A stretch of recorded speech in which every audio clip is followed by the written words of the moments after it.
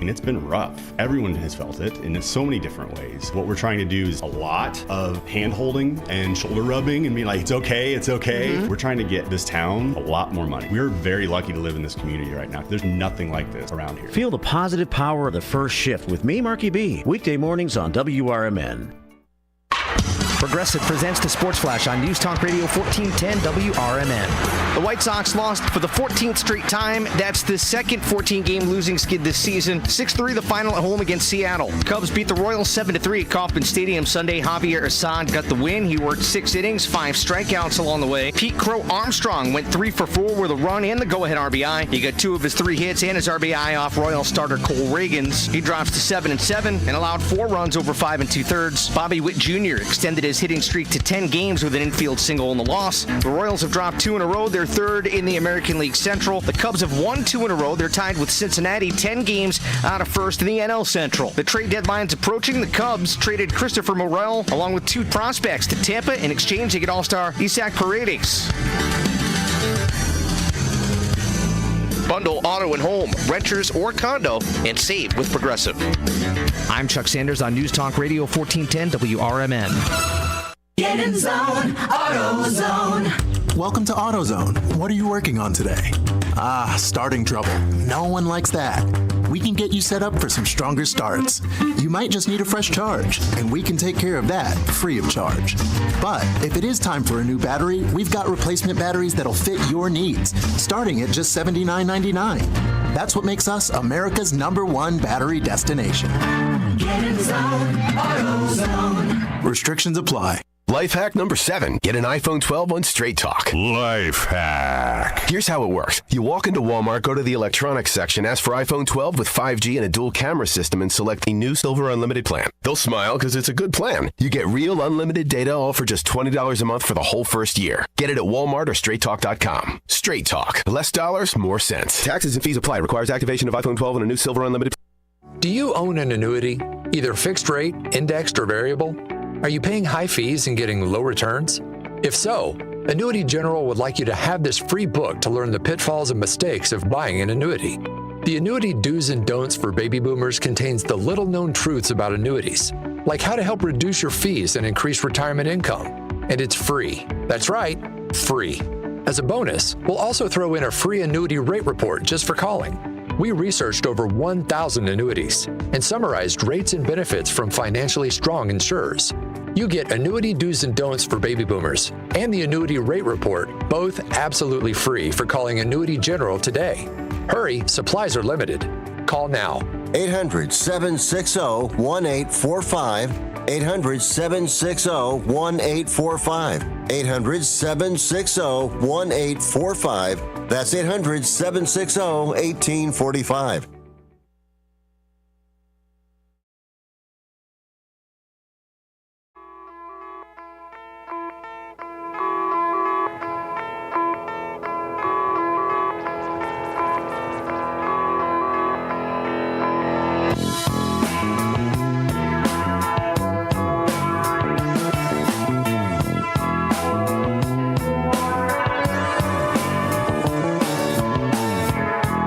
This is WRMN.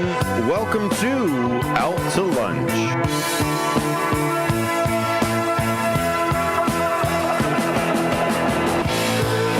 Right here on Out to Lunch, that is your show for WRMN. Right here on WRMN, we try and strive to give you the local programming that you desire and that you need in your life.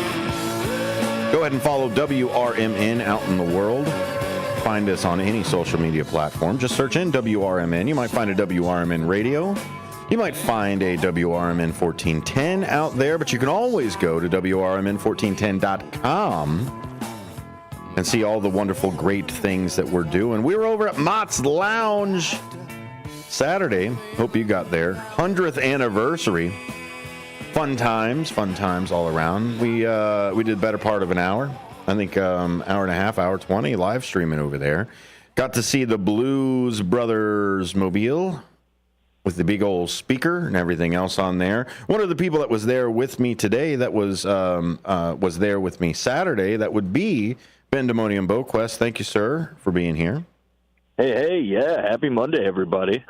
All the good stuff as it goes. Lots of news. I love Mondays because we get a little bit of news. It's kind of like somebody kinked the hose of news, and then Monday just kind of lets it go.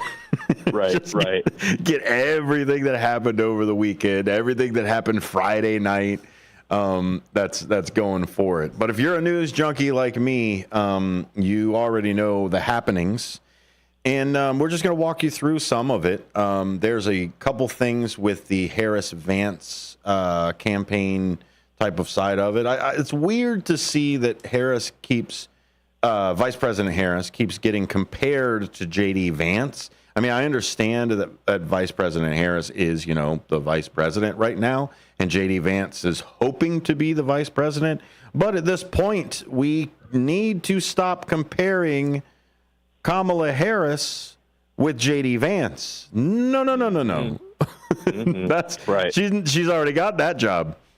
Yeah. She's running for a different job. So we need to see the comparison between Donald J. Trump and Kamala Harris as we need to go from there. So I do enjoy talking about Vance. I do enjoy talking about Kamala Harris as she was as a vice president. But I think it's not Vance and Kamala. Stop trying to compare those two together. No. You have to raise her up to the top and say, okay, yeah, she may have been a good vice president, but how is she going to be for that? So we've got a few things that at least I wanted to jump into with some of the Kamala Harris key statements that have been going around too. We've got some weird news for J.D. Vance that came out. I think it jumps into the misinformation sphere that Twitter has. Everybody keeps screaming about Twitter, right, Ben? They keep screaming about how it's a censored side and we can't get anybody's voices out there and we shouldn't have fact checks on there and all of the other stuff. Well, J.D. Vance got a big dose of why people fact check on Twitter. So, do you remember the story for this, Ben? Do you know kind of the idea what happened? Yeah, well, I mean, it really centers around, I feel, the release of these fake narratives that you see on Twitter so much, coming from mostly right-wing stuff, i.e., just unfounded claims, and really more so jokes. Like if you look at the narratives behind Kamala and stuff like that. Or Elon pushed that AI video and didn't say anything about how it was doctored or anything like that. Yeah. So he's running into California law now of AI in political advertisement, that you're not allowed to just start putting other people's, because that's essentially a likeness steal. That's what ChatGPT and what Scarlett Johansson just ran into. Is ChatGPT made a voice that sounded a lot like Scarlett Johansson, and she turned around and sued him. So I think that's what's happening again with Twitter. But what happened with J.D. Vance is somebody put out a tweet. It was a picture that said something along the lines of J.D. Vance had relations with a couch, and he described it in his book because God forbid anybody open up a book to verify anything. And the guy even put, to even add a little bit more quote unquote legitimacy to it, put a page number in there. Nobody's going to go out and find J.D. Vance's book and then turn around and look at that specific page and look it up and make sure and verify it, right? They're just going to laugh about it. So that spread like wildfire. It spread like wildfire so much that The Guardian and a bunch of other people had to actually write an article about it and say, no, this wasn't here. Snopes had to put up a whole bunch of stuff. They talk about, Snopes is that purple leaning or blue leaning, whatever. It's like, no, balls and strikes as much as they can. But, yeah, they put out everything. But what really did it was the AP put out an article. And the article said that J.D. Vance did not have relations with the couch. And it wasn't – the problem is that statement is improvable. I cannot prove that statement is true. So whether now we can say he says he did not do those things, that's a true statement. So what happened was the AP actually removed the article that said he didn't have relations with the piece of furniture. And that kicked it even higher into the algorithm because everybody was freaking out going, oh, it must be true. AP took it down. So it's one of those things that the algorithm will run away from you guys. Do you not understand what's happening here? That's why we're seeing all of this. The new word of the weekend, right? Weird. That's the new trending word. Do you not understand how viral our media can be? It is fast, it is quick, it is loose. And we all perpetuate it. So that's the thing, is they finally got burnt after all this time going, oh, this and there. And I don't want to get into the other rumors of what Elon is doing on the Twitter sphere of it or whatever. We want to stick with hard evidence as it goes. So that's what we, Ben and I, kind of put together for today. We put together a little bit of J.D. Vance type of stuff, but and I've got some things that I want to talk about Donald Trump saying over the weekend as well. And then we've got some things for Kamala Harris, where she's got inconsistencies. Don't turn around and think that old Kamala Harris is going to be the new messiah. No, she's a politician just like the rest of them. So we have to look at both the good and the bad. We can't just be rose-tinted glasses as it goes. Again, elections are not taxis. They are bus stops, and you have to find the one that's closest to your stop. Now, if that person has a few things here or there that you don't necessarily like, as long as they aren't detrimental to the other things that they promise to do, then we'll see how we can smooth out those other edges. There's more than one way of changing our society than voting for a king or queen, voting for a monarch.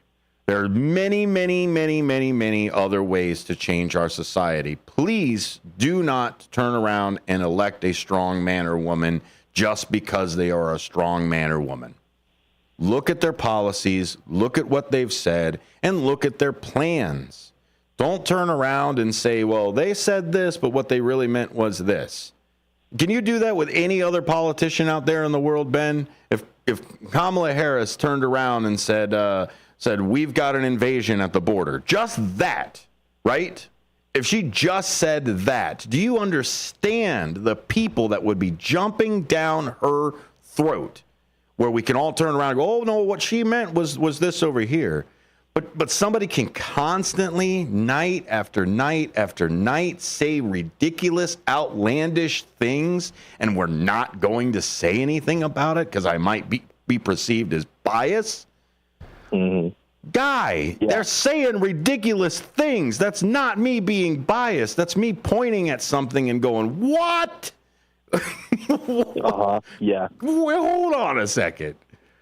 So that's what I mean with it, man. It's insane. When can we start listening to our politicians again? Is it after the election? Then we can start taking their words for actual words? Oh, yes. Unfortunately, that's not been a good example or the case for politics for years, because it's been promise during election cycles and no action during it goes right back to campaigning, where they're promising about the next things that people want, and hoping that they forget about the original promises that they made, which, it's no way to move forward, and it's definitely not something that builds trust. It's a bad cycle that we're locked in. It seems like where the only answer would be actually stepping in there and fixing the problems, which takes, organization, money, thought, and also the ability to do what you said and kind of step out there and say something that people aren't going to want to hear and are going to jump down your throat about, something that steps outside of playing the political game of, speaking to your base only. Sometimes you have to go against common, political, whatever you want to call it, strategy, I guess, and just focus on actually solution-based things. Like, for example, the border, which has been a growing problem in America, and it's one of those issues that everyone can agree that, like, something needs to be done. And even for the help of people coming into our country, especially for the help of people who want to come into our country, because it's not doing them any favors, not doing anything, and giving the perception that nothing's being done. Well, and that's where Kamala as well is getting a lot of flack too, is she turned around and said that when we have Medicare for all, that includes any of the illegal immigrants that are also here. She said if you are a undocumented person, but at the end of the day, that's still a crime. So we can be nice in how we say things, but at the end of the day, it is still a crime to be here without the proper paperwork. Sorry, just the laws that are sitting here. You get documented, then you're not illegal. Exactly. So that's what I mean. Yes, I can say all day that but it's yes, I understand there are nicer ways to say things. I don't. There's a reason why I pull my punches sometimes with other groups, because yes, there are nicer ways to say things. I apologize for anybody for me calling you illegal, but illegally here, you're not an illegal person. You're allowed to be a person. In a way, I'll give you that. In a way, you just did what I was talking about, like Freudianly, maybe. If you don't know, then now you know. Like, as far as it's. You could. If you're an undocumented person, sure, but that's what I mean. Is if I lose my birth certificate, am I an undocumented person? Like, see, that's where you've I'll split hairs with you. Don't bother me none. But Harris' position. Decimal system. Yeah, well, Harris' position on health care, particularly Medicare for all, has faced significant scrutiny for its perceived inconsistencies. During her 2019 presidential campaign, Harris initially supported Bernie Sanders' Medicare for All, where it was just a plan that would eliminate the private insurance and turn everything into a single-payer health system. She stated unequivocally in a CNN town hall, "I believe the solution, and I actually feel very strongly about this, is that we need to have Medicare for all." You can find that quote from the Marshall Project. However, as her campaign progressed, Harris's stance appeared to shift. By July 2019, she endorsed a modified version of Medicare for All that maintained a role for private insurance. This version allowed private insurance to offer Medicare plans, a move seen as a concession to moderate voters worried about the feasibility of eliminating private insurance entirely. This new stance led to confusion and criticism from both progressives and moderates. During a debate in Detroit, Joe Biden challenged Harris, noting the senator has had several plans so far, and anytime someone tells you you're going to get something good in 10 years, you should wonder why it's going to take 10 years, says the guy who wanted 8 to finish what he was going to do. Critics argued that Harris' evolving position seemed politically expedient rather than principled. PolitiFact highlighted its inconsistency, noting that her shifting stance caused confusion among voters. Harris defended her position, stating that her plan would provide a smoother transition to Medicare for all by allowing private insurers to participate. She quoted, "I listened to American families, and that's why I crafted a plan where, yes, you're going to have a transition period," she explained in an interview with CNN. So she was a full-on Bernie bro with the Medicare for all, single payer, get rid of an entire industry overnight. And then, of course, she turned around and said, hey, you know what? That's probably not feasible, which you can fault her on it if you want to and say you're not a principled person. But I think that shows that she is a pragmatic person. Now, her goal may be to still get to Medicare for all, including with that Biden quote of saying it's going to take 10 years, et cetera, et cetera. But where I think Biden, who has no real reason to call anybody slow at anything, Mr. I've been in for 50 years and could not codify Roe. Sorry, I'm going to get a little upset about that every time. Every time that the Democrats turn around and say, vote for us, we'll get stuff done. Will you, Joe Lieberman? Will you, Kristen Sinema? Will you, Joe Manchin? Will you get those things done? For 20 years of Democratic leadership, they have told you they would codify that Roe. Clinton, Obama, and Biden all told you, give us the majority, we will do what you want. They won't. Mm-hmm. But this is a whole nother side. Let's get people elected first, then we can yell about them not doing things. But I've got an entire show prepared about why the government doesn't want to do anything. It just they don't want to. They don't want to do anything for you and me. They want to do everything for everybody else, but they refuse to accept the populace. And we'll go into that one. But today we're arguing over Harris. Do you think that this change of her policy over really, Ben, do you think she's the outlier for this? Most people turned around and said Medicare for all in 19 and then backpedaled from there. Do you think she's the outlier? Do you think she should be held up to these? What is your thoughts on this? Well, as far as her campaigning on something and then kind of changing position as she got into office, it's seriously, it's just par for the course for where we are in politics in America these days. It's really just, it's not surprising, and it's sad. As you said earlier, the inability to codify Roe v. Wade really solidified, that was the moment that put the impetus really on the Democratic Party it's not like no one knew about Roe v. Wade. We were talking about this stuff in 2012 and, before pretty much since forever about how, these kind of these protections aren't safeguarded like that. And it's been a consistent thing that they campaign on.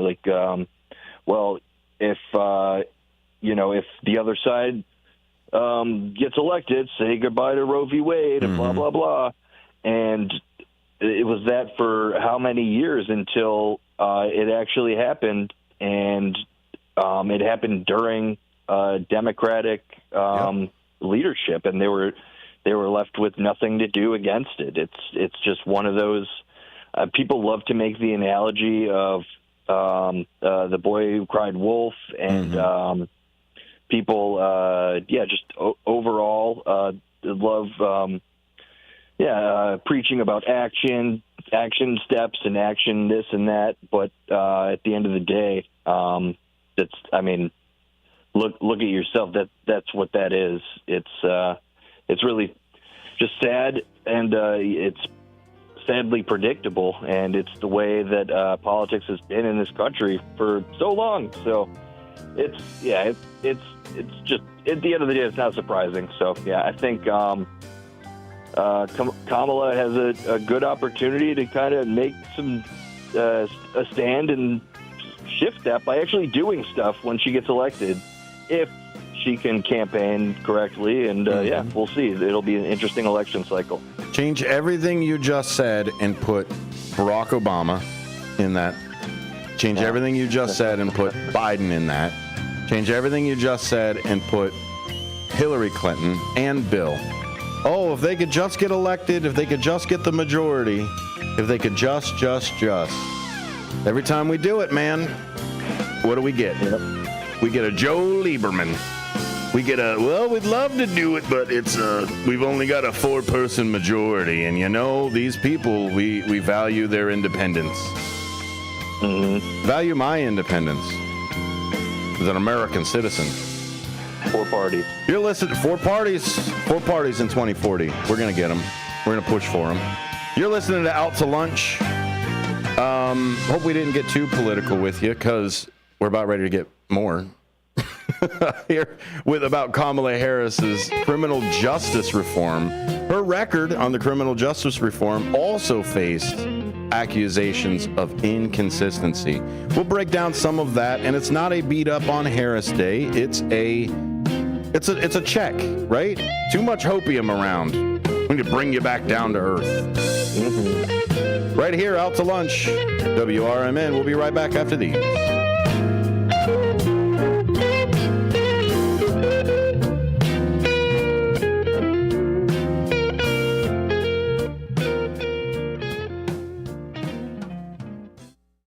Sunday, July 21st at 1 p.m. is PJ Masks Meet and Greet and Shriners Day game. Come on out and meet PJ Masks. A special ticket package is available and will guarantee your spot to meet PJ Masks. Presented by Waterville Advisors. Specialty jerseys will be auctioned off benefiting Shriners Children's Hospital. Enjoy a Schaumburg Club brunch buffet special in the Schaumburg Club. Reserve your space early as capacity is limited. Game ticket is required. Also, pre-game touch on the field and post-game autographs presented by Wintrust. It's easier than you think for pests to threaten your family's health. Ticks, which spread dangerous diseases, hide in tall grasses and even on your pets. Rodents easily invade your home, contaminate food, and can carry more than 35 diseases. Mosquitoes, which breed in standing water, transmit many diseases. Get the facts you need to protect your family at pestworld.org. It's that easy. A public service message from the National Pest Management Association.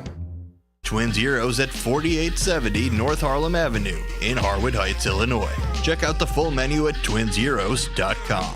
Twin Zeros Restaurant in Harwood Heights not only serves traditional gyros, but also has chicken gyro sandwiches. Twin Zeros also serves a variety of sandwiches ranging from cheeseburgers and Vienna beef hot dogs that have recently been inducted into the Vienna Beef Hot Dog Hall of Fame. Italian beef, Italian sausage, and combo sandwiches. To ethnic favorites such as Slovakia and Grecian chicken. Slovakia is shish kebabs, specifically chicken or pork shish kebabs, grilled to perfection, served on a warm pita with tomatoes, onions, and our homemade tzatziki sauce. You can also enjoy barbecue ribs served every day.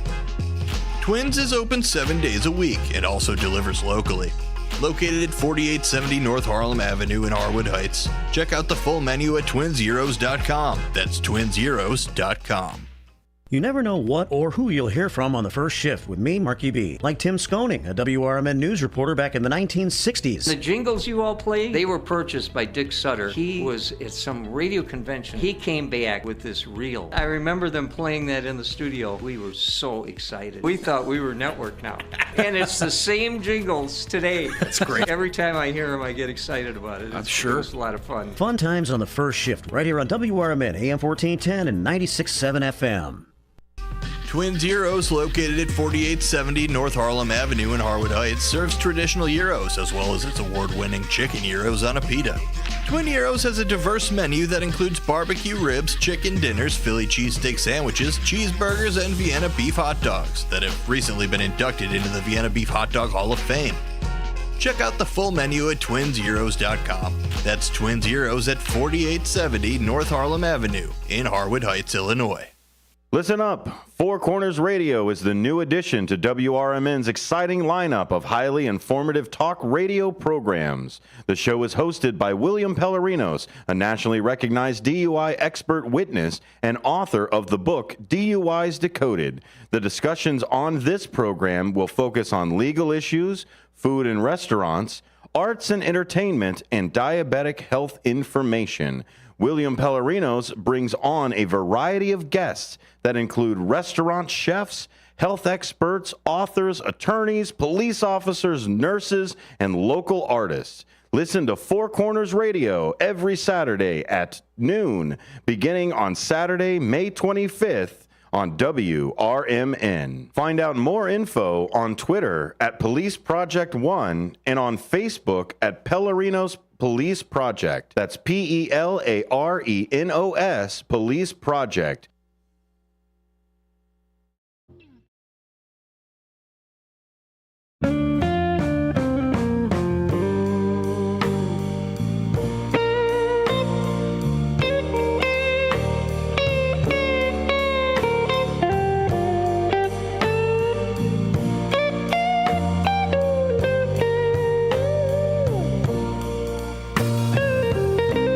Welcome back to Out to Lunch. You're listening to WRMN.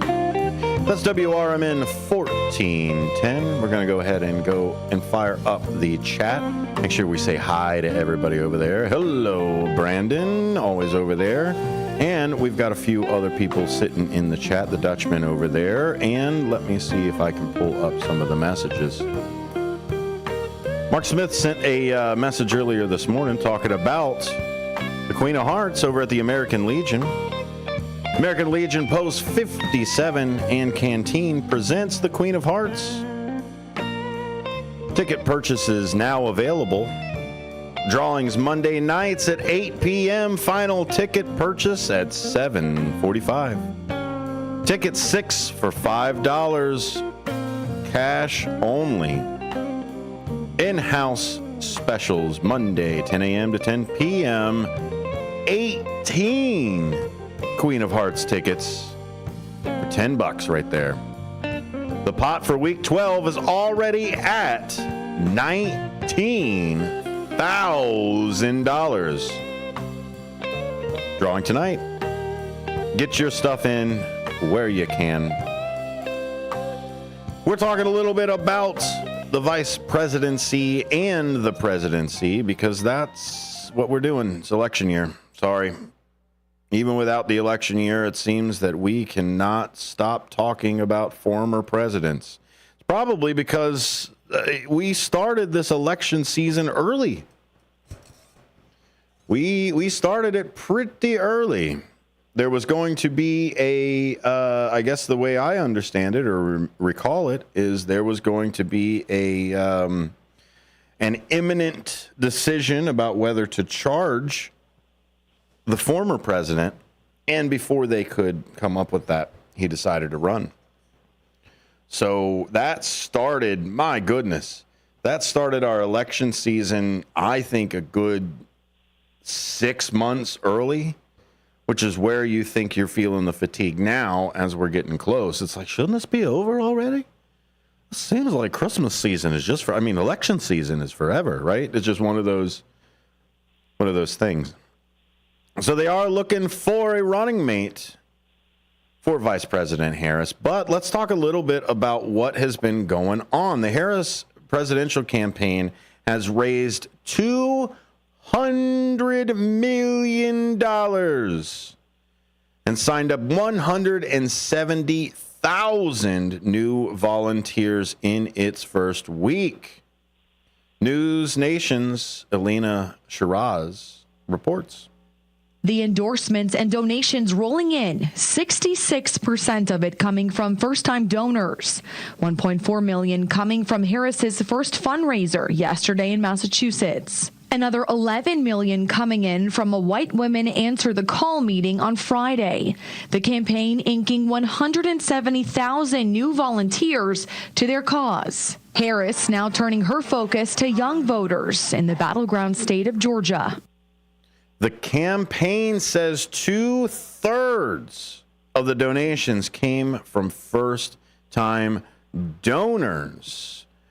Now the campaign sets its sights on a specific group of voters.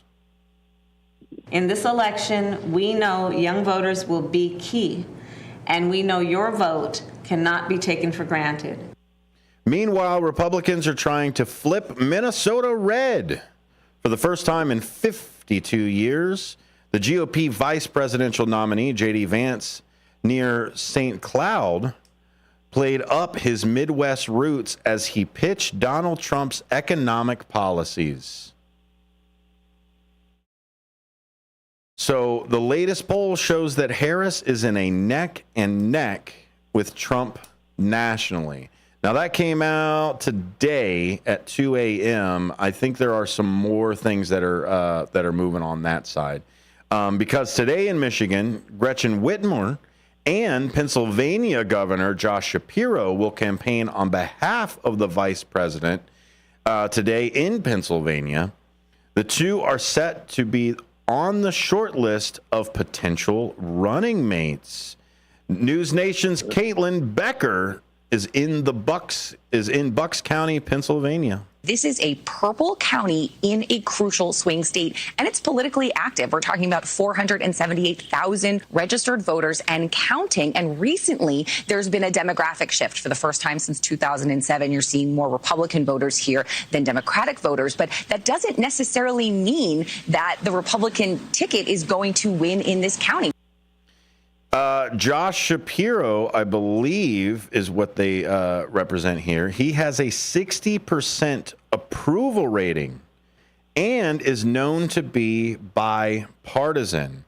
So this is where Josh Shapiro or I think Mark Kelly really stand out because they are the light blue of the party right now. They are that side that wants to pull over, wants to pull us back to the middle and be pro-American, and the side that wants to get something done, not just get into these culture wars or identity politics or any of this stuff.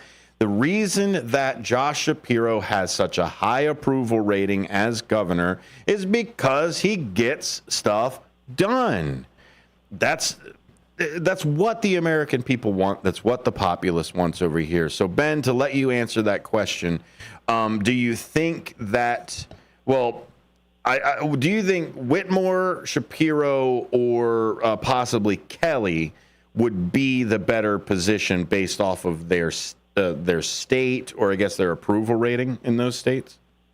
Right off the top, I'll just say of the three, Whitmer would be my front runner. She just passed a really transformational, I believe, education bill. I'd have to look back on the story, but a big bill that will really fund a lot of things that need funding just happened under her gubernatorial watch. So that's cool. The other two candidates I struggle a little bit endorsing just due to their kind of, not grandstanding, but glad-handing kind of ways about doing politics. They do get things done. You mentioned pragmatism earlier, and they kind of embody that in the political sphere, which is good and bad. So for me, not someone that sticks out. I'm a really big fan, if I could introduce a couple more options here, of obviously Team Bernie. I think that wish is kind of gone at this point, just being that it reintroduces the age debate, and just optically people of a certain age had problems with Bernie in the last election, so why wouldn't they still? So it is what it is. But I think Tim Walz, the Minnesota governor who you were talking about, they have this big push to to shift Minnesota to the right, which is it would be kind of insane because consensus is pretty good on Governor Walz, and his record is amazing. I've covered a lot of positive stories coming out of there, and it's nothing but good stuff. And I've seen him just really, as far as debates and calling out. We were talking about calling out weirdos. I think he kind of started that way of just weird people, man. I think one great quote that I heard him say was, "We're not afraid of weird people. They creep us out. Yeah, they're creepy, but we're not afraid of them." So I think that's a good message to keep, that you shouldn't have to be afraid of weirdos. And when you bring up against them. You bring up Gretchen Whitmer, too, in some of the things that she's passing. Well, some of the things that she passed is she's designated veteran affairs offices and other public facilities for veterans as voter registration sites, right? You would think I should be able to go to Veteran Affairs and sign up to vote. I mean, I'm a veteran and has the Veteran Affairs.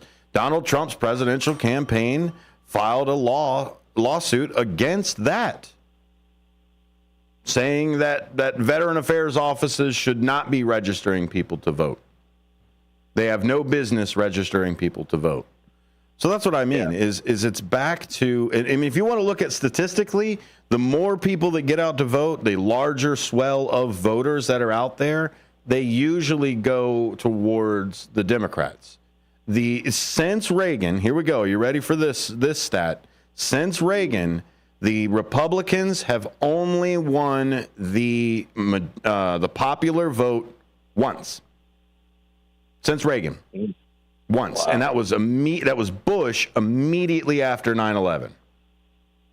That's the only time in essentially my entire voting, what have you, life of understanding how government works.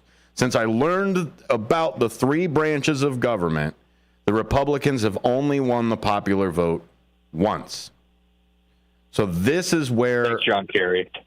Yeah, thanks, John Kerry. But that's what I mean, is the Democrats keep shooting themselves in the foot. And good on them. I am not a establishment either. I'm anti-establishment already, and I know you, sir, are anti-disestablishmentarianist. So you don't even like me being against the establishment. So it's not that you're for the establishment. You just don't like the establishment or me.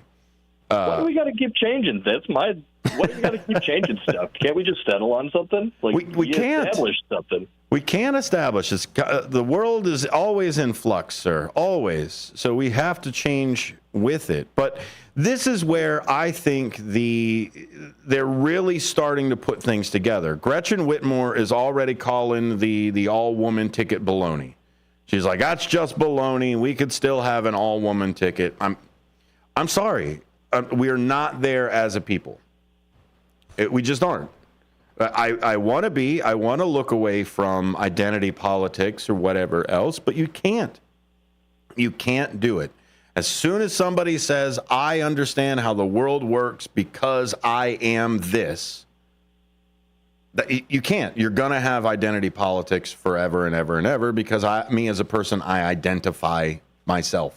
I identify as Dennis Green. I identify as a male. I identify as a person who can walk. Like I identify as, like there's so many different things that part of your identity. I can't possibly shave it off and then not go. Do I need to lean on identity politics? No. Is it nice to have a little bit of identity here and there? Yes. It's part of our culture as people in general. You can't just get rid of everything and make me a no-faced avatar. I am a person who identifies as things. So you're going to have it. So this whole, I get it. I absolutely get it, Governor Whitmer. I see where you want this thing to happen. Should we not be judged by the color of our skin and the genitals in our pants? Sorry, it's just not going to happen for it. So, but I do see where she would be a strong candidate for it. But I think at the end of the day, they're either going to choose Shapiro or Mark is on the rise of there. Mark Kelly is on the rise for that. Have you seen anybody else come out? These seem to be the top 3 that are happening right now, Ben. Yeah. As far as what people are talking about, in mainstream media at least, it's a wide open field. I've heard J.B. Pritzker at least get asked what he would think. So that's definitely an idea. I think JB is going to stay in the governor role. If I would just take a wild guess, but yeah, I think you hit the nail on the head. I want to disagree with you so bad that I really do believe that Kamala and Whitmer could win at this point in time. But unfortunately, it is a reality that a lot of it would not be the smartest move optically to do that. But as far as identity politics, which we started the show out with, I mean, it's just that's how it rolls down in DC. But we're close to that happening. And hey, we got a caller hopping in on the line, Ben. Let's go ahead and see who it is. Sure. Hello, listener. Welcome aboard. Hello. How are you, madam? I'm good. Hey, I'm glad you could join into the conversation. I also heard a phenomenal song earlier today about Australia, about how is that a national anthem? This is Danica, right? Yeah. Yeah, our Australian listener from down under. Marky B played a song for you. It was a very patriotic song. Did you send that to him? Yeah, it makes me very proud to be an Aussie. There you go. Well, and that's what I liked about it too. Is I am, you are, we are, and that's what I really liked about that side. Now I'd have to change the lyrics for myself because I'm not Australian. But I really appreciated the song of coming together to form a country. Is there a lot of political pride and patriotism in Australia? Oh, I guess so. Yeah. I mean, everyone loves that song, and the lead singer of the Seekers. You might have heard me tell Marky B, because she died. Oh, no. I think it was this year or last year, but she got sick. She had like a cancer or something, and she died. But that was her singing in the song, and it just makes me very proud to be an Australian.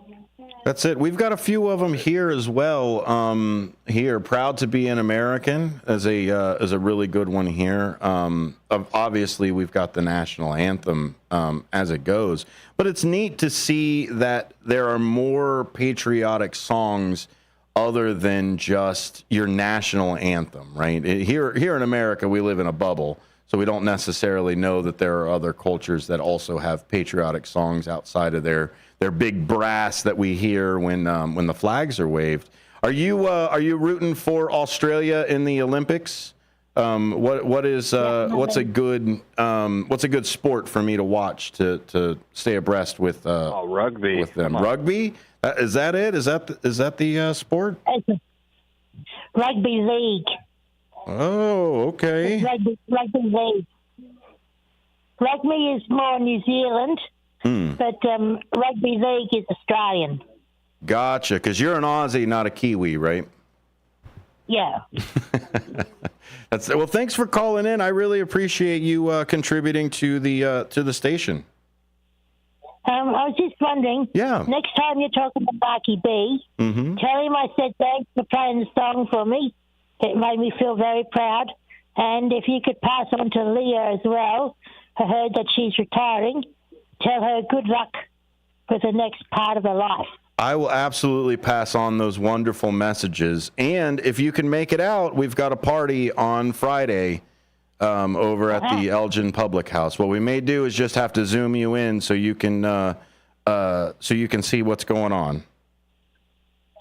That'll be good because it'd be a big trip for me, and right now I don't even have a passport or visa, and I can't afford to travel anywhere because I'm stuck on welfare. Well, and your arms will get tired too, flying all the way over here. So have a great day. Thanks for calling in. Yeah, you too. Bye.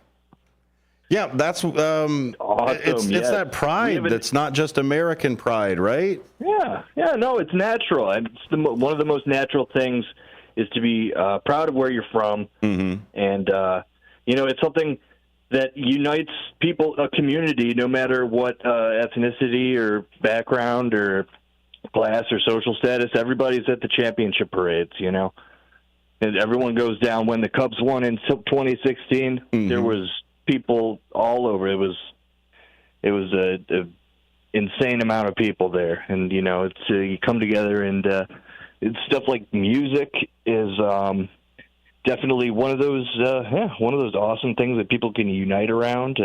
Even that Mott's party that we were at, that Mott's block party, man, it was 200 people that loved being part of that community.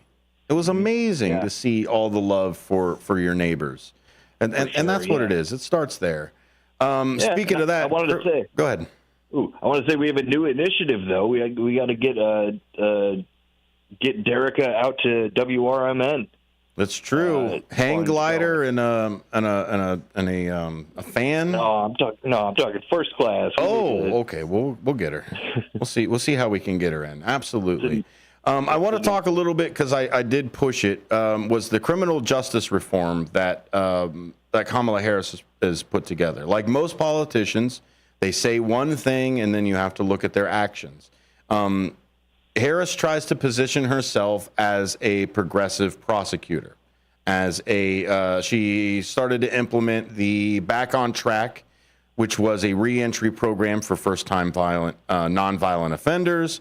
She also supported measures to reduce, advocate for reform, and aimed for addressing over-incarceration of nonviolent offenders. She even said, I worked my entire career to reform the criminal justice system, understanding that it is deeply flawed and in need of repair. She wrote in a memoir, The Truths We Hold. You can find that again from the Marshall Project. But Harris's tenure was also marked by actions that contradicted her progressive rhetoric. She opposed the bill requiring her office to investigate police shootings independently, a position that drew significant criticism, right? We investigated ourselves and we have found no wrongdoing, right, as it goes from there. State Assembly Kevin McCarthy remarked, the African American and civil rights community have been disappointed that Harris hasn't come out stronger on this. Her office also defended wrongful convictions and opposed the release of inmates despite a Supreme Court ruling mandating the reduction of California's prison overcrowding. So there are some things that she said, but during her 2020 presidential campaign, Harris sought to distance herself from some of her previous positions by advocating for more progressive reforms. She proposed ending cash bail, banning private prisons, and decriminalizing marijuana at the federal level. These shifts have been seen as politically motivated. At a town hall in Iowa, a voter questioned Harris about her contradictory past, to which she responded, I've been consistent my whole career. Well, anybody who says they've been consistent, you still wear diapers? You still drink out of a bottle? I still got to watch to make sure that you can sit up on your own before I give you solid foods. No, you change, guys. Supporters argued that her evolution on criminal justice reflects a broader shift in public opinion and an increased awareness of the needs for reform. For decades, Kamala Harris has fought to make our system more just. I just give her credit and hope that others will look at the totality of her record of reform before jumping to conclusions, stated civil rights advocate Latifah Simon from PolitiFact. So that's where you're looking at everything from there. By all means, yes, Kamala Harris is not Joe Biden. Great, awesome. But she comes with her own baggage. And I don't want to be mean, Ben. I'm not trying to shoot everybody's hopium down, but I'm trying to make sure that people are realistic with it. I think in hour 2, buddy, I think we're going to come right off the gate with a movie that I cannot wait to see. And that would be a Deadpool and Wolverine. As far as rated R movies are concerned, my goodness. Ruling the box office right now. I heard almost that, 500 million for out the just the weekend globally. Attendance is up. Ooh, here we go. More Out to Lunch after this. If you want to call in, 847-931-1410. If you want to text in, 505-926-1410. We'll see you on the other side.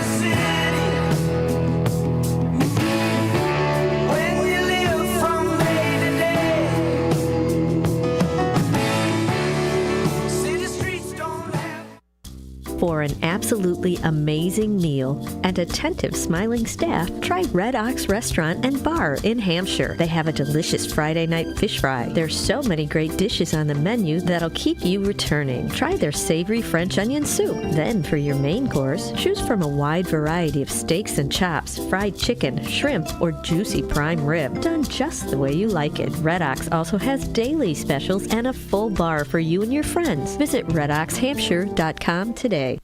When you need your banker, they should be ready to put you first. At Wintrust, you can have the banking experience you need and the one you deserve. Ready for a change? We've made it even easier. Our new sophisticated online platform makes opening accounts a breeze, but our bankers are always here for you. Open a new Total Access checking account in minutes at wintrust.com/fast. Plus, get $300. $100 required to open. Requirements to qualify. Must use link to apply. Member FDIC. Your hometown radio station since 1949. We are WRMN AM 1410. Elgin time, 1 o'clock. With your AM 1410 WRMN Newsflash, I'm Sean Kernan. Brought to you by Sky Rizzi. In Naperville, the race is on for city council positions as candidacy petitions for the 2025 municipal elections become available. Residents interested in joining the political landscape can pick up their petitions at the Naperville Municipal Center. They must be filed between October 21st and 28th of this year. In Elgin, an investigation is underway following reports of shots fired in the area of Gale Street and Princeton Avenue. According to the Elgin Police Department, officers were dispatched to the location on July 27th after receiving calls about a shooting incident that apparently occurred the night before on July 26th. Indeed, evidence does show that shots were fired. The investigation into the shooting is ongoing. The city of Elgin touting the end of summer bash with the theme Candyland August 10th in Festival Park. The event promises interactive activities, bounce houses, and bubbles for endless family fun. You can get more details on the City of Elgin website under the special events section. With your AM 1410 WRMN Newsflash, I'm Sean Kernan. What's up? I'm Miles. Hey, and I'm Jara. And a little thing we love about the Chick-fil-A Maple Pepper Bacon Sandwich is how the flavors come together. First, I taste the smoky grilled chicken, then the pepper bacon with that maple bun, added with the sweet heat and the pickles. I'm really sold on the pickle. It meets you in the middle with the sweetness and the heat. It's spice-tastic. Yum-licious. Flavoristic. The sandwich of the summer. The Maple Pepper Bacon Sandwich. Order the Maple Pepper Bacon Sandwich on the Chick-fil-A app today. Available for a limited time. Real guests paid for their testimonials. Whether you own a local business or a global one, you're always looking for ways to position your operation to create opportunities and move on them faster. With Bank of America, you get access to experts, award-winning insights, and business solutions so powerful you'll make every move matter, locally and globally. Visit bankofamerica.com/banking for business to learn more. What would you like the power to do? Copyright 2024 Bank of America N.A. This is Larry Jones. and I'd like to talk to you about my bank, American Eagle Bank in South Elgin. Has your bank changed names in the last 10 years? Is your bank another faceless branch with headquarters in another city? Are you tired of earning next to nothing on your savings account or certificates of deposit, or does your personal banker treat you like a stranger? If you answered yes to any of those questions, then you're ready for a new banking experience, and American Eagle is the place for you. American Eagle is a locally owned independent bank that's rooted in the community, and American Eagle customers are greeted by name and treated with the respect that they deserve. American Eagle has an innovative program, Eagle Savings, that teaches your children to save while earning prizes and rewards. American Eagle offers great rates on certificates of deposit. My bank is located in South Elgin on Randall Road between the Target and Caputo's and is open Monday through Saturday. Give them a call at 847-742-7400 and a real person will answer the phone. American Eagle Bank, a place where you matter. Progressive presents the Sports Flash on News Talk Radio 1410 WRMN. The White Sox lost for the 14th straight time. That's the second 14-game losing skid this season. 6-3 the final at home against Seattle. Cubs beat the Royals 7-3 at Kauffman Stadium Sunday. Javier Assad got the win. He worked 6 innings, 5 strikeouts along the way. Pete Crow Armstrong went 3 for 4 with a run and the go-ahead RBI. He got 2 of his 3 hits and his RBI off Royal starter Cole Reagans. He drops to 7-7 and allowed 4 runs over 5 2/3. Bobby Witt Jr. extended his hitting streak to 10 games with an infield single in the loss. The Royals have dropped 2 in a row. They're third in the American League Central. The Cubs have won 2 in a row. They're tied with Cincinnati, 10 games out of first in the NL Central. The trade deadline's approaching. The Cubs traded Christopher Morel along with 2 prospects to Tampa. In exchange, they get all-star Isaac Paredes. Bundle auto and home, renters or condo, and save with Progressive. I'm Chuck Sanders on News Talk Radio 1410 WRMN. Get in zone, AutoZone. Welcome to AutoZone. What are you working on today? Starting trouble. No one likes that. We can get you set up for some stronger starts. You might just need a fresh charge, and we can take care of that free of charge. But if it is time for a new battery, we've got replacement batteries that'll fit your needs, starting at just $79.99. That's what makes us America's #1 battery destination.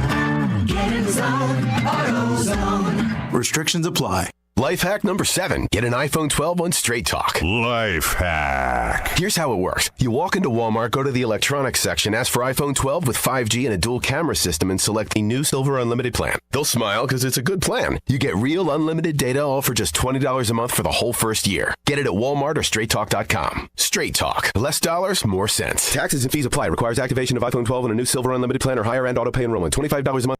There's a price war in the insurance business, and you may be paying too much. Call the Term Lifeline right now and see if you can save 40%. $500,000 plans and up, that's our specialty. Even great smokers' rates. Protect your family today. Call the Term Lifeline right now for a free quote.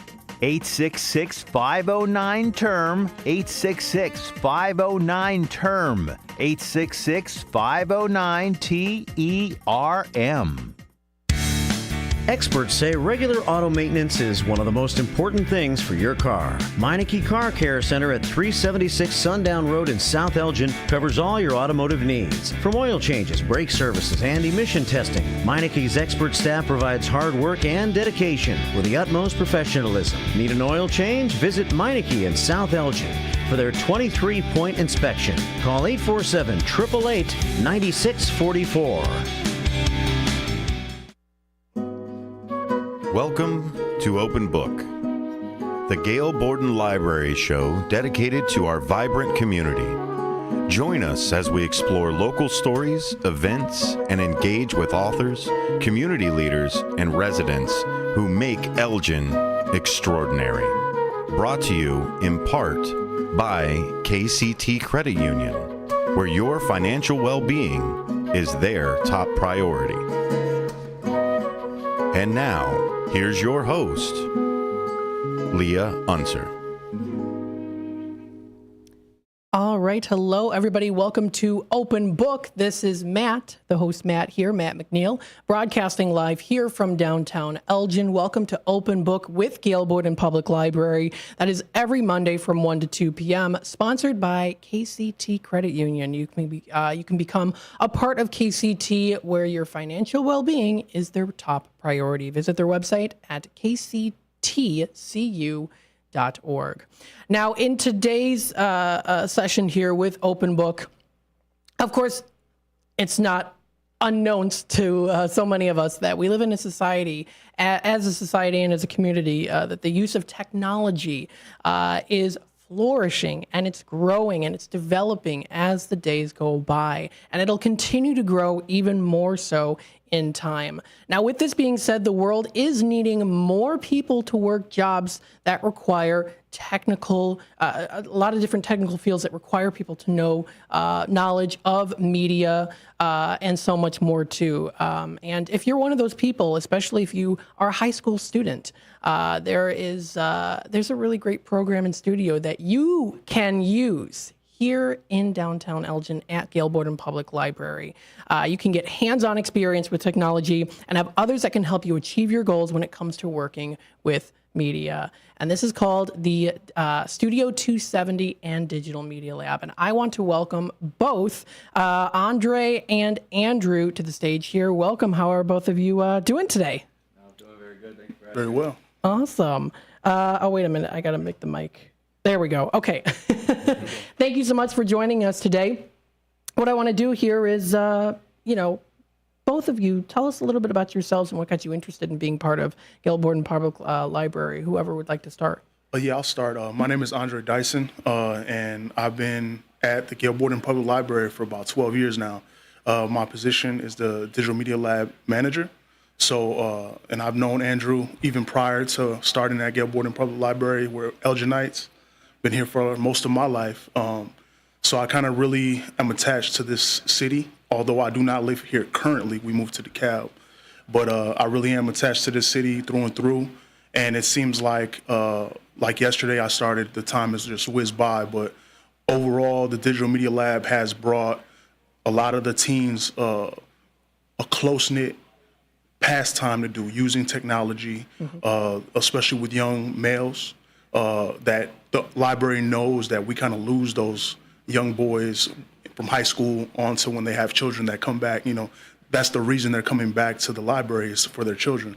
So the Digital Media Lab has kind of been a glue in between that, keeping those young men and young women involved in the library and in the community. So we've been able to touch a lot of people over the years and really, unleash a drive for them being artists, not only audio, music artists and things like that, but also some digital artists as far as using Adobe software and things like that. A lot of those software, the software that we have there at the library, it's opened the doors to a lot of students and opened their minds to what they can accomplish beyond high school using those tools. So, I've been there 12 years. And Andrew, if you want to go in from when you started. Yeah, I'm Andrew Moore. I've been at the Gail Borden Public Library for about 8.5 years now, working in Studio 270 and the Digital Media Lab the entire time.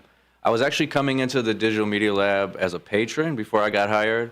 I have a background in music, and I learned a lot about video editing and photo editing just through my own pursuit of being a professional musician and being in bands and things like that. I kind of learned it out of necessity for today's world. As you were saying, there's a lot of digital media requirements. So I was coming as a patron, and then when a position opened up in the Digital Media Lab about 8.5 years ago, I applied and thankfully got it. So it's right down my alley. It combines my love of music and creation with, I also enjoy educating and providing opportunities to kind of help others grow as well. So it's a perfect place for me in that regard. Awesome. Now, for the both of you, have you always been interested in technology, or what kind of has stemmed your growth and interest and desire to work with the studio? So I've always been interested in music. Music has been a part of my family for years. My dad was a DJ.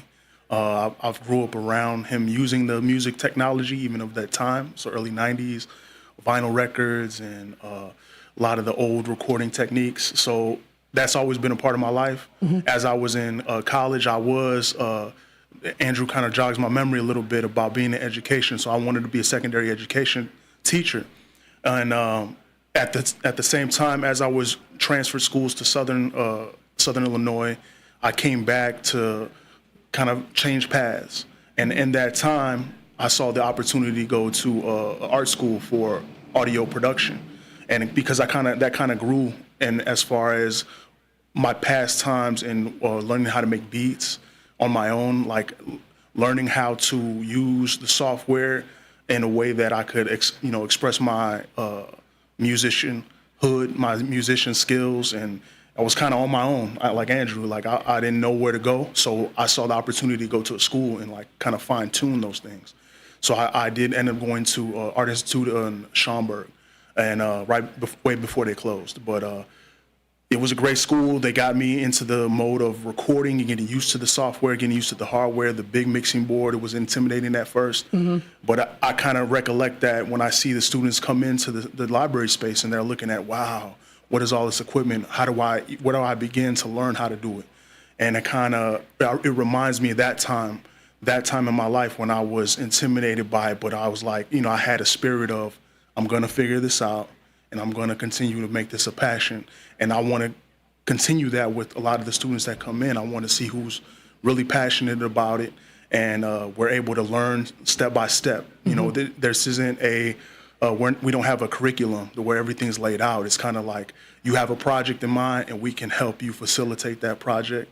We can, if you have a desire to create a plan to release music or release your artwork, we can all figure that out based on what you come in with. And as long as you're willing to work, we can help you do that. So to see some of the students kind of gravitate towards the hard work, the work ethic that it takes to learning as you ask questions, it's the most important thing is that we need those questions to be asked, and then we can help you answer them and find out what you can do next.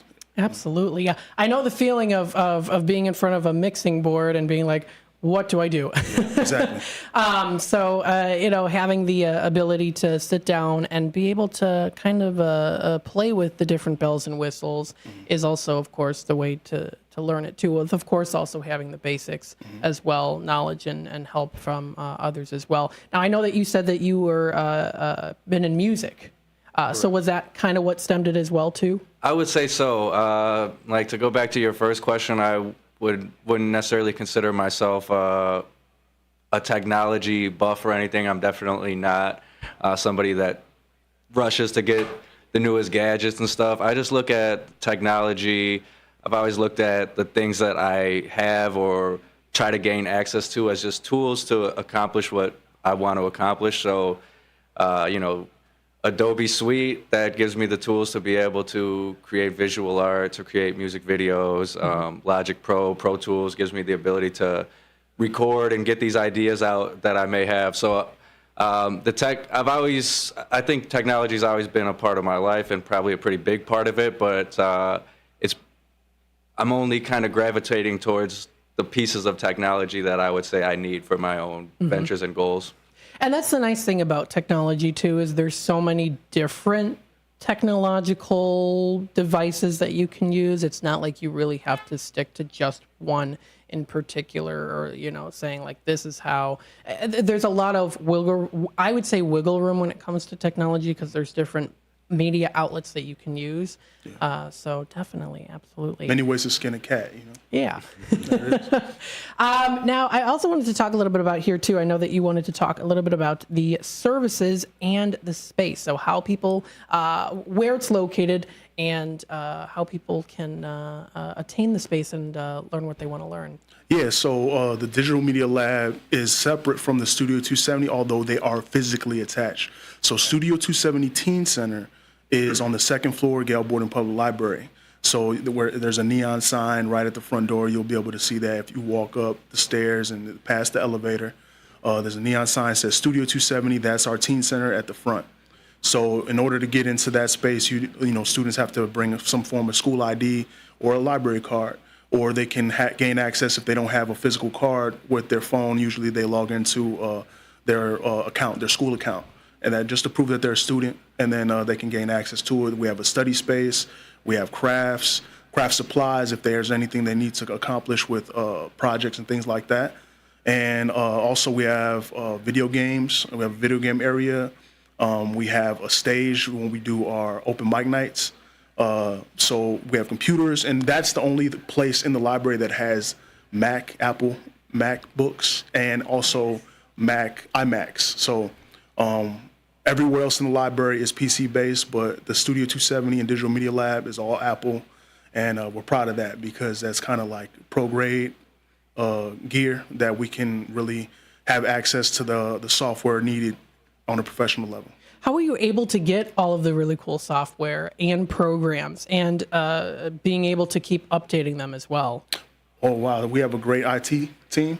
Our IT team, we're a large library. So that's number one, where we have a great community that's willing to invest in us to be able to help and have the tools to help them. So I think a lot of the things that take part with our success is IT department. We have a security team that comes in and makes sure things are okay. That's what kind of helped develop the idea of having the IDs and, gaining access. You have to be a teen. Mm-hmm. And that's for the studio teen space. And then we also have the Digital Media Lab, which adults can access with 1 hour appointments. So that's separate. And but they're able to pass through, I guess, the room as long as they're headed to the Digital Media Lab. Yeah, that's nice to have a space for teens who are still in the learning process of it too, so they don't maybe feel like, oh, I see that the, like adults are using this and they already know how to use it and feel almost like, like they're able to take their time and go at their own speed too, which I think is really cool that you have that opportunity. Tell us a little bit here. I know that we're going to go to a break pretty soon here, but we'll talk a little bit about here as well, how it started, was it due to customer requests, things like that too. So we'll definitely be going into more detail as well. Absolutely. So we are going to take a quick time out pretty soon here. When we do come back, we'll discuss more on the Studio 270 as well as the Digital Media Lab as well too, and we'll kind of dive into more on what is available, the software, the equipment, all the cool stuff that you can check out. Don't hesitate. Feel free to use this great resource, phenomenal resource in the growing technological world that we live in today. So stay tuned. We'll be back with more of Open Book in just a bit.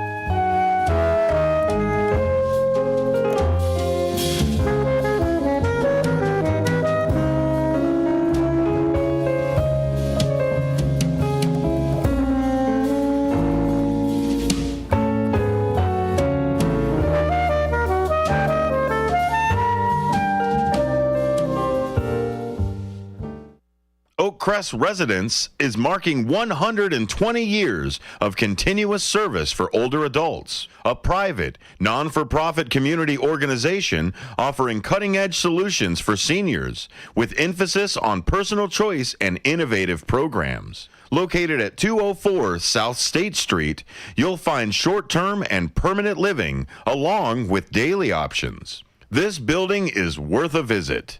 Blended with style and surrounded with historic significance. Make sure to ask to see the Cellar Pub, a resource available for private group rental. Really, this place has it all. During this 120th anniversary celebration year, the community is invited to join in for free lunches and programs. For more information, visit oakcrestatrium.org. That's oakcrestatrium.org. Oakcrest Residence is marking 120 years of continuous service for older adults, a private, non-for-profit community organization offering cutting-edge solutions for seniors with emphasis on personal choice and innovative programs. Located at 204 South State Street, you'll find short-term and permanent living along with daily options. This building is worth a visit. Blended with style and surrounded with historic significance. Make sure to ask to see the Cellar Pub, a resource available for private group rental. Really, this place has it all.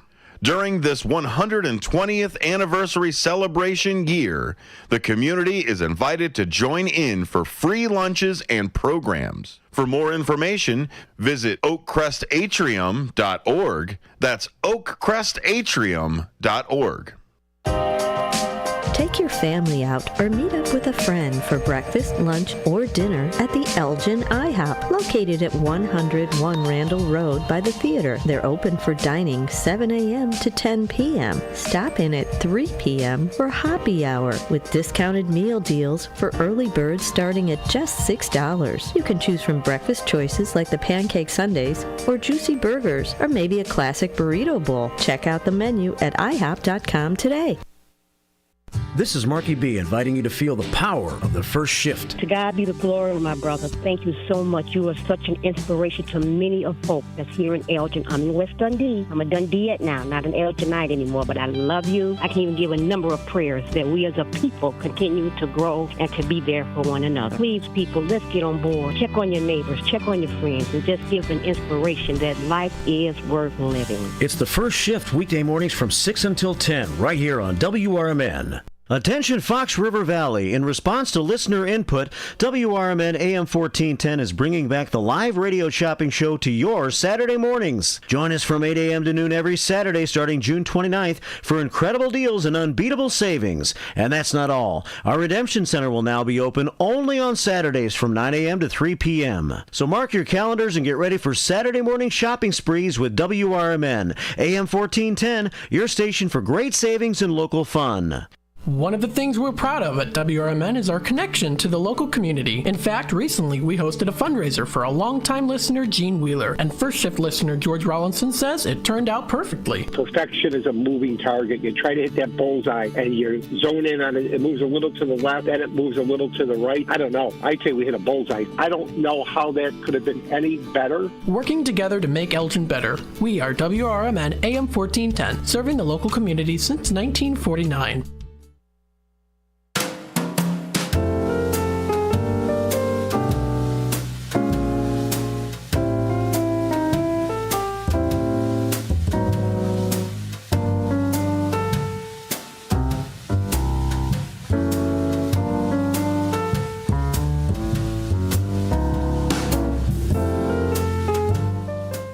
Welcome back, folks, to Open Book with the Gail Borden Public Library. If you want to take a look at their website, it's gailborden.info. That is every Monday from 1 to 2 p.m. Sponsored by KCT Credit Union. Become a part of the KCT, where your financial well-being is their top priority. Feel free to visit their website at kctcu.org. Again, that's kctcu.org for more information. Thank you so much for listening in today. Hope you're enjoying the show so far here, and we're going to be going on until 2 p.m. So again, we've got Andre and Andrew here in studio with us. Thank you so much for joining us today. And what we want to do is continue on. We did talk a little bit about of course, self-introduction and a little general basis on what Studio 270 at Gail Borden Public Library, as well as the Digital Media Lab, have resources-wise, and some of the general technology that you can play around with and use as well. I know you wanted to go in a little bit more detail on the space as well as services on the Studio 270 as well as Digital Media Lab. Yes, one of the most important things that we do in Studio 270 for teens is offer volunteering services. You know, a lot of teens are in programs within the school or for certain classes that require volunteering hours. And the library in general does a lot to help those students get those volunteering hours as well as us. Nick Stakoyak in our Studio 270, he is in charge of a lot of that. And our sign-up process is online as well. And that's very important. I know he wanted me to promo the 5K race coming up that they'll need a lot of people for. So if you're a teen, you need volunteering hours. That's coming up, I believe, in November 2nd, I want to say. And so that's just going to be a very big event. And also there's time in between where we have listed on our website the days that we're available for volunteering hours. Projects come up and we need some students to just fill in those slots. And I know there's a lot of teens that need volunteering hours in our community. That's awesome. Yeah, so the volunteering part too, I think, is really cool. Not only does it also help to gain confidence in those who want to use the technology, but it also helps to feel like, this is a purpose of mine to help people know and use the skills and teach the skills to those who might not know that you know. And everyone's experience is also different as well. So you might be able to give a little nudge here that, hey, I did it this way. Maybe you can try it this way, or however way you'd like. So again, there's a wide range of possibilities that people can take from with these experiences. And I think that that's so cool too with, the fact that students want to do extra hands-on work in order to prepare themselves for their future career. That's the beauty of not just having a studio like this, but also having such a wonderful library that offers it too within the community. And that shows how much the Gail Borden Public Library cares about the community. And I've said that too. I have a show 3 to 6, and I always talk about the Gail Borden Public Library and how amazing they are at providing resources, having hands-on activities for anyone of all ages to do. And that's something that you need in a community, and that's something that we have in Elgin. And so that's really, really cool. It's something to be proud of. It's a way to give people hope and confidence into going into whatever future career they might choose. So very cool. Now talk a little bit more about the Digital Media Lab. I know that you have some really cool software and equipment that are even featured on the website too, which I'll tell folks out there. If you want to go to the website, it's gailborden.info /digital media lab. And there are tools that you can use. So they offer information about the lab, the software, as well as the equipment. Tell us a little bit about what you have to offer equipment-wise, and also the software and sources. So we do have green screen. Our most popular, I would say, service in the Digital Media Lab is audio recording. So a lot of people are into music, recording songs. They bring in instruments. A lot of times people come in and want to just hear how their voice sounds. So we get a range of people who are somewhat experienced with making music, and then they kind of know what to do, and we just give them the space, press record, and they take off running. But there are some students who they don't know what to do, and they're a little intimidated, and we kind of help them walk through that initial process, and then they come back based on that, and then they're a little bit more confident in that. And so we get a range of people and where they're at as far as in their musical journey.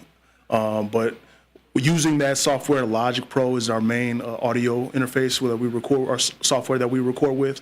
We have an interface, nice equipment. We kind of been building over these years. So like when we first started out 12 years ago, we had the basics of what we needed: interface, computer, mic. And then as our needs kind of grew every year, budget year, we budget for the things that the students need. And then we kind of grew and add on more cameras. We have a nice camera we just upgraded. And we're going to also upgrade our digital drum kit. So we had a drum kit for years. It's been a trooper. It's been through a lot. Took a lot of beatings, but we're going to get new software. We're going to get new hardware as well. So every year we're trying to upgrade and service our community the way they need with the new technology that's going to get them ready for the next level. Sorry, were you going to say something? No, that's all right. So I was that reminded me, this was a question that I didn't write down, but it reminded me too, with the space that you have and the resources and equipment that you have, I would think that the rooms are they like soundproof, so that if someone's using one studio and might be, maybe singing, the other studio next door or wherever isn't being distracted, or the two are conflicting together, if that makes sense, where there's a space where people can use one room and another room at the same time, and it's encrypted enough to where you don't have to worry about sound breaking through other sound. So the room is not soundproof, the Digital Media Lab, but it's sound treated, so it gets rid of the echo in the room, makes it a more suitable recording environment. The Digital Media Lab, so that's the only location where we offer like real-time recording, and that's isolated enough from the studio through a hallway and some metal doors, and that it's never been a problem as far as noise. So it's not soundproof. If a door opens and somebody walks through that hallway, you may hear it. And if you're standing right in the hallway, then you might hear what's going on inside the Digital Media Lab. But that hallway is not a public access hallway. It's only for staff and for people who have Media Lab appointments. So kind of a long answer, but no, not soundproof, but sound isolated, sound treated for a suitable recording environment. So I bet the mics too also. Yeah, and the mics, so we have a Chaotica eyeball, which is it's a thing that goes around the microphone and blocks out the noise, but allows the direct point of contact to still pick it up. We have a vocal booth as well that helps with sound isolation. And then for like our podcasting setup, for example, we have Rode pod mics, which are specifically designed to amplify the tones that are typical to a human voice while not emphasizing ambient noise and things like that. So we have tools that definitely achieve the effect that you would want from a studio. For the space. We've kind of grown into the space and understand what we need, and we've kind of formatted everything based on that. Awesome. I have to ask too, have you, because I know AI has become so big, do you use elements of AI? I mean, like in the different Technically, programs? I would say technically within the software, I know Logic, for instance, Logic has an AI drummer. They didn't call it AI. You remember the drummer tracks that you can import their sound loops and things like that. But it's not considerably called AI. You know, AI is a little bit more developed, but there are tools that we use to help, supplement some things as far as musical playing or things like that. Say if a student's just playing the piano, they want to learn how to play the piano, but then they don't really care about the drums, but they need the drums to kind of build off of. We'll throw in the AI drummer on Logic, and then, that kind of develops a pattern for them and things like that. So there are elements before this push for AI that were kind of already leading up to AI within the software. And now I know Adobe is implementing AI even more so. When you launch up Adobe, there's a lot of prompts that allow you to select certain AI photos, and they teach you how to request and look up certain images to splice them, and it kind of gives you that idea of where to go from there. So it's not necessarily just generating an image for you or sound for you. It's kind of like a starting point, a sandbox to play with. Exactly. Yeah, it's definitely helped me to prep for my shows. But I do agree that, it's a tool that you can use to help you. And not having it just be, it produces something and then that's it. And right. That's the finished product. Throw my hands up and say I'm done. So I think. And I guess you could do that, but people would recognize that also. Yeah, exactly. Yeah. So I think that's cool that you have that opportunity. Now, for people who might be interested. What are some of the requirements to be able to use the studio and the equipment? All you need is a Gale Board and Library card to enter the Digital Media Lab. Like, you can come in and look around in either space, either the Studio 270 space. You want to just look around and see what we have. Come in. We invite everyone to come in and take a look. But in order to book an appointment, you do need a Gale Board and Library card. And if you're a student and you don't have a Gale Board and Library card, don't let that stop you, because you can get one with a student ID.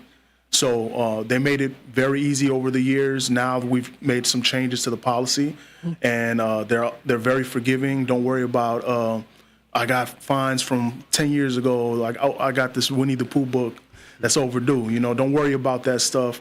They made it very accessible, where if you have a student ID, you're able to get in.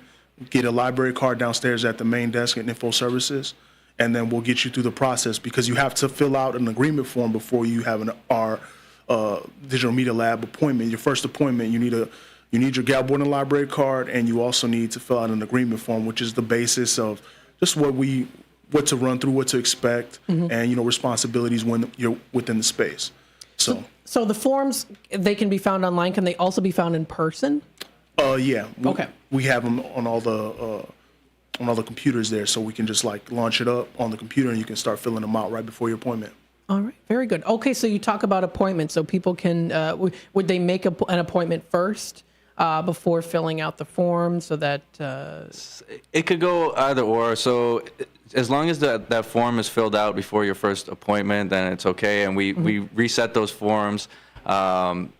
Based on school years. So if you filled one out, let's say today, you'll be good until next July. Whereas maybe if you filled one out in May of this past year, you would have had to fill another one out going into this coming school year. But it could go either before you make the appointment or after, just as long as you have that form filled out, it's okay. So yeah, and then just the library card requirement, like Andre said. Very nice. Have you noticed, and I thought about this too, have you noticed like a growth in the amount of people using your studio, like within the past couple of years? Yeah, I would say too, COVID set us back a little bit. You know, obviously there was a rebuilding year because we were basically going in, segueing to a little bit of what we do. We try to go out to the schools at times to kind of promote our space, promote our services. And we were unable to do that for like 2.5 years. So that put us back as far as getting the word out there. And now that we're in this space where we can come to, you know, wonderful spots like this and promote, we have seen a steady or consistent dedication to the Digital Media Lab.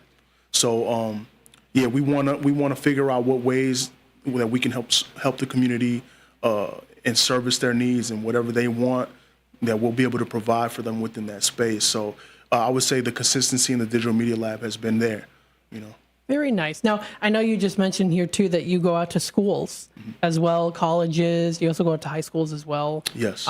So do you have like seminars or you know, tables set up where people can come up and say, hey, what's this? So for instance, also promoting the event this weekend, ACC, the Project Backpack 2024.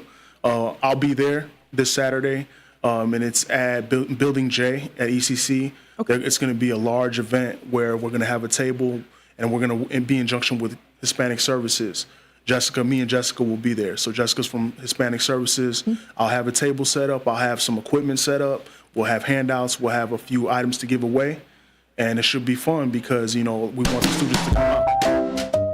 That's awesome. Yeah, that's great. You got a way to promote the word and get the word out for sure. And also coming on here today is also a great way to do it. So thank you so much. Thanks for having us. Of course. So we're going to take a quick time out here. And then when we come back, we'll discuss more here, go in a little bit more detail on some community outreach, upcoming programs, as well as how you can find the website, hours of operation, and more. So stay tuned for that. We'll be back with more with Open Book in just a little bit.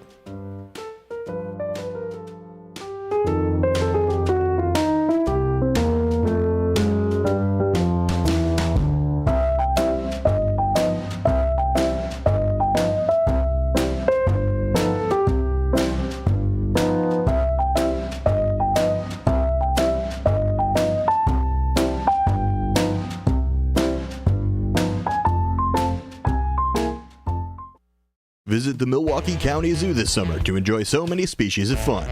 Home to more than 2,200 animals, representing over 340 different species, the zoo educates, entertains, and inspires. Stomp back in time with the zoo's summer exhibit, Dinosaur Discovery, sponsored by Sendik's Food Market.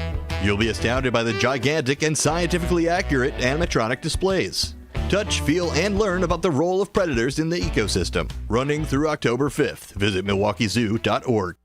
The weather is getting better, and we know it's the time when ladders and DIYers come out.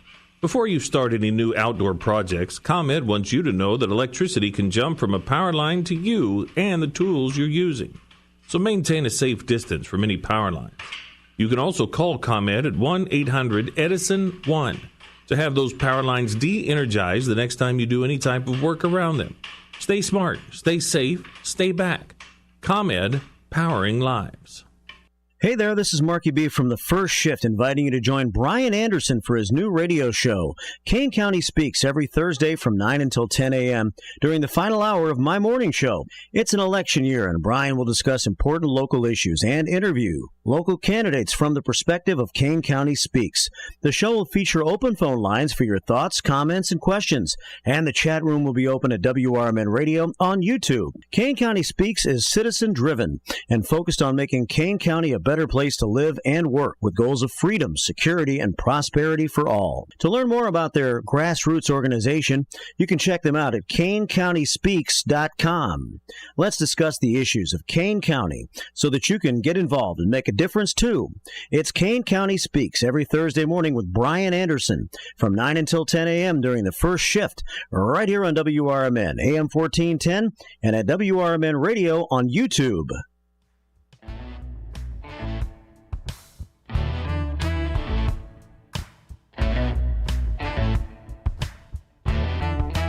Are you frustrated with the way our world is becoming? Do you want to make a difference right here in your own community? Come to the next Elgin Township Republican meeting and be a part of the change you want to see. They are committed to making our community stronger, safer, and more prosperous. Whether it's through grassroots efforts, community service, or local advocacy, your voice matters. Help build a brighter future for Elgin Township.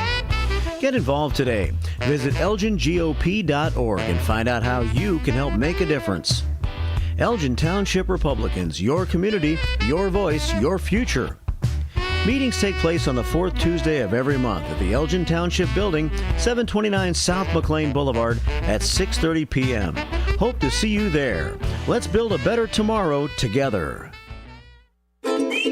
Dine out with family and friends at Nick's Pizza in Elgin or Crystal Lake. Nick serves up award-winning thin crust and Chicago-style pizza. Eat in or carry out. In addition to Nick's fabulous pizza, let Nick's cater your events with pizza, pasta, Italian beef, and other delicious offerings. Their big banquet rooms can accommodate all your event needs. So, for great pizza in a Northwoods, cabin-style atmosphere, bring family and friends to Nick's. Visit nickspizzapub.com.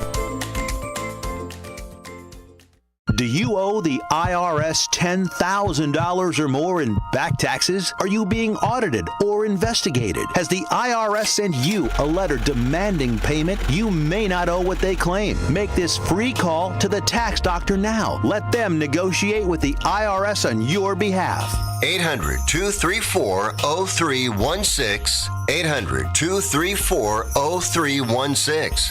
That's 800-234-0316.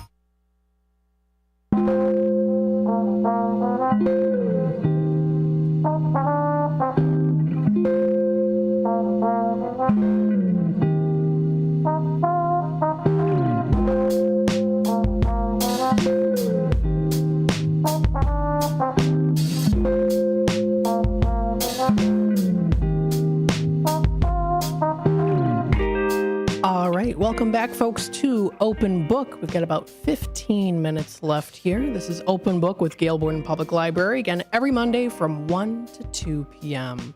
Again, a thank you to sponsor KCT Credit Union. You can become a part of KCT where your financial well-being is their top priority. Visit their website, that is kctcu.org, for more information. So with the last 15 minutes left here, we'll bring Andre and Andrew back up on the screen here as well. And what we want to do is talk a little bit more. I know you wanted to mention a little bit about the Biblio board and talking a little bit about that, letting people know what that is. Yeah, so Biblio board is a online streaming platform for media and that the library had purchased. And they're third party, so they're not run by Gale Borden, but we are facilitating and promoting them in order for our students and our patrons. So it's an online streaming platform, but it's only for content that's original content. So it can't be posting something that someone else made. Mm-hmm. You have to be the owner of the copyright of that thing that you're posting. So video, audio. For what we have are some, Andrew has some items on there, which is audio songs like that. I have beats on there that I have posted from projects that I've done in the past, and some students have.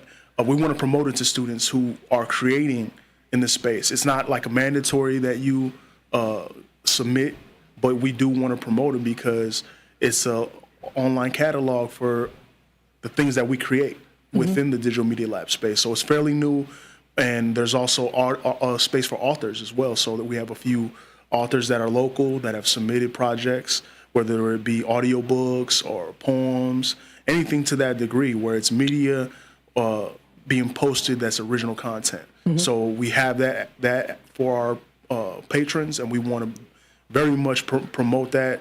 Some of the students are a little bit wary about sharing their, near and dear creations. So we want to dispel that. Me and Andrew have things on there. So maybe even if there's one song that you guys want to come to the lab and create, then we'll be able to post that on BiblioBoard, and we have the link set through our website. So that's something that we want to promote. So what would you say to students who maybe might feel a little bit nervous about using the studio or, like you said, BiblioBoard? I'm sure both of you and many others have encouraged them to, be like, this is a non-judgment zone. This is a place where you can, be yourself and be creative. Right. So in many cases, we've had conversations with students that they feel like it's not the greatest thing in the world yet. So I can't post it because it's not the greatest song ever created, and there's always a starting point, right? There's when you create art, some of the most important things that you have to keep in mind is that it's almost not about the end goal. Like, you can't be stuck on, this isn't a Picasso painting. You have to start somewhere. You have to get your bearings.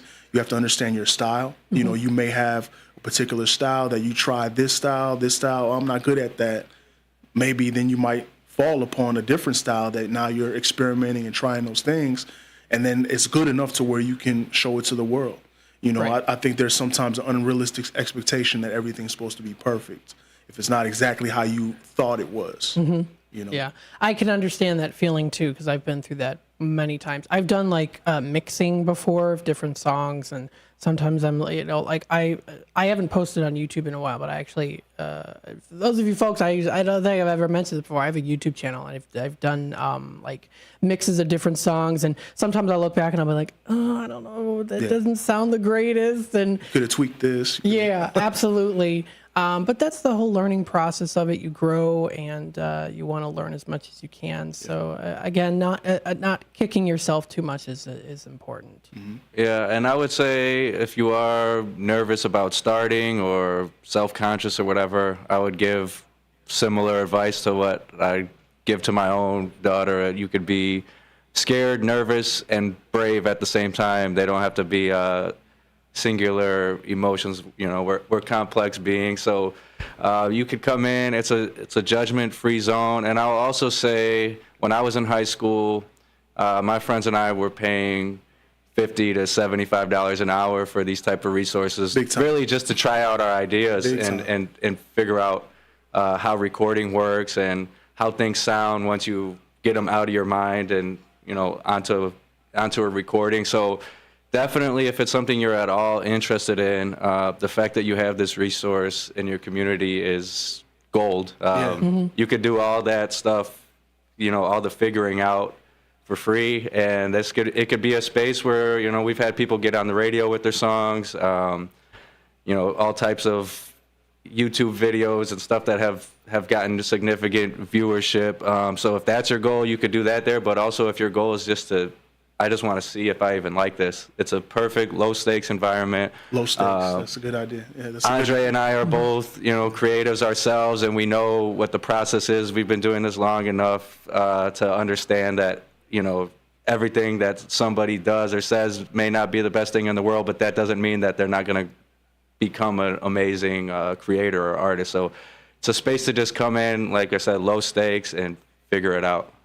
Absolutely. Yeah. Never lose hope in yourself, and also realize too that it's okay. These things can take time, and you might have a plan of, oh, I want to do this, and then you discover something within, like Studio 270. You're like, I never knew I liked this. Yeah. So those resources are there, and you never know how it could go. So it's all about soft skills sometimes. When you're messing around with software, you're fidgeting with it. You don't really understand it. And a lot of students don't understand they're picking up a skill by being able to troubleshoot and being able to get rid of that fear about something you don't know. There is a fear that comes with technology, like I alluded to before. So low stakes, I love that, because that is exactly what it is. And it's when I was in high school, I wish I had a space like this. I really do. It's something away from home, away from the noise. Sometimes you have brothers, sisters. You can't concentrate. I used to write songs in my room, this is a space you can do that. If you're interested in those things, whether it be physical art as well and digital art. So not just music, but video. We have video recording as well. You can get your hands on those cameras, and you can work with it and see what you can discover and create. Awesome. Now, we want to talk a little bit more about some of the community outreach opportunities that are featured out there as well for people who might be interested or people who might be interested in knowing what community outreach programs you have to assist them with. Yeah. So right now we've been working in the past. We have community partners as well with like YWCA. They just finished their summer program. So they have their own it's called Take Two, and they're actually having their end of the year ceremony this Thursday. And we've worked with those students all summer, and they've created projects, a lot of them interested in audio, and they're going to be performing at their wrap-up ceremony and at the YWCA. So we've had class visits that have come into the space that are from different teachers that we've worked with in the past. They bring their class to the space, whether it just be using the computers, whether it be digital outreach day for them. So like some of the students that don't have access to the computers, that is their out day to be able to be in the community and build up the social skills and also the soft skills using the computers and things like that. So we work with a lot of different teachers that come in, and we try to drop by some of the spaces. So like South Elgin High School, they have their Beacon Academy. We went out there to talk with them, and every year we kind of have to build back up because teachers change, there's turnover. So we want to get back into those spaces and meet those new teachers. So a lot of the programs that we facilitate are based on that, whatever interest those teachers may need, if they have a specific curriculum that they're trying to service, and you guys have, us, we have something that they need, we can trade off and help them out. Awesome.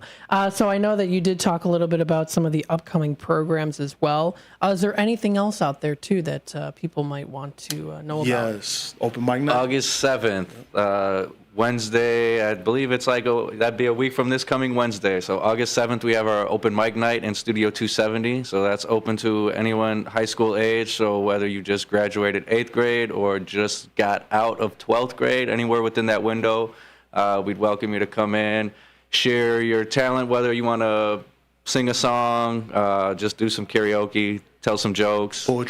Poetry, magic, anything that you want to show. We have a platform for you at Studio 270. So that's at something I don't think we mentioned is Studio 270 and the Digital Media Lab are at the main library branch. That's in downtown Elgin.